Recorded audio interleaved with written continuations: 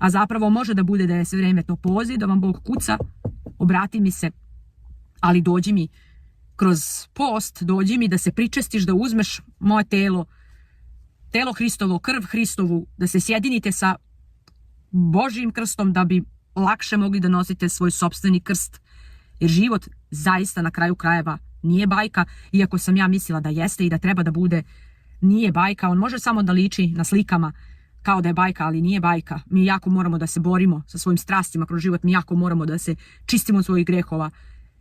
Mi moramo da težimo da spasimo svoje duše, jer mi zaista ne znamo na kraju krajeva šta će biti istina posle ovih naših života i da li postoji reinkarnacija ili ne.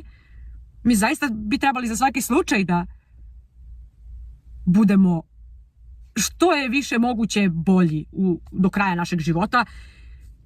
Za svaki slučaj, ukoliko je to istina, da naše duše budu spasene u večnom životu, u nebeskom carstvu. Jer jako je život kratak, brzo će proći.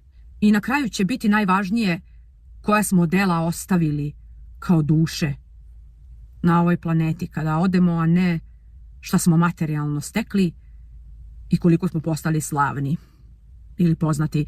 Nije Božja volja uvek da postanete slavni ili poznati.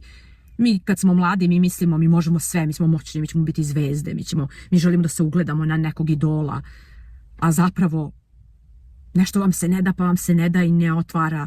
Nije to Božja onda volja.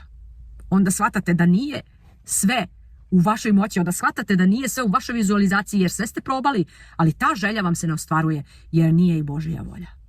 Jer Bog sve vrijeme pokušava da vam pokaže put, ja tebe hoću da radiš ovako. A mi želimo kako mi želimo, kako naš ego želi, a često to onda i nije ono što je pravo za nas, nego mi mislimo da je pravo.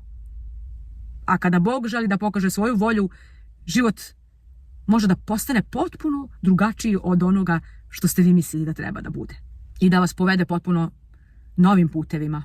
I na kraju krajeva, niko od nas ni ne treba da sudi o nečemu, o nekome. Jer Bog je taj koji će da sudi na kraju po delima našim. Na nama je da budemo iskreni, da se pokajemo iskreno, da se odvežemo od gordosti i da radimo ono što nam je dato iz te energije. Zaista iz tih nekih Božjih načela. Ja mislim da je to onda ono pravo. Potpunosti pravo.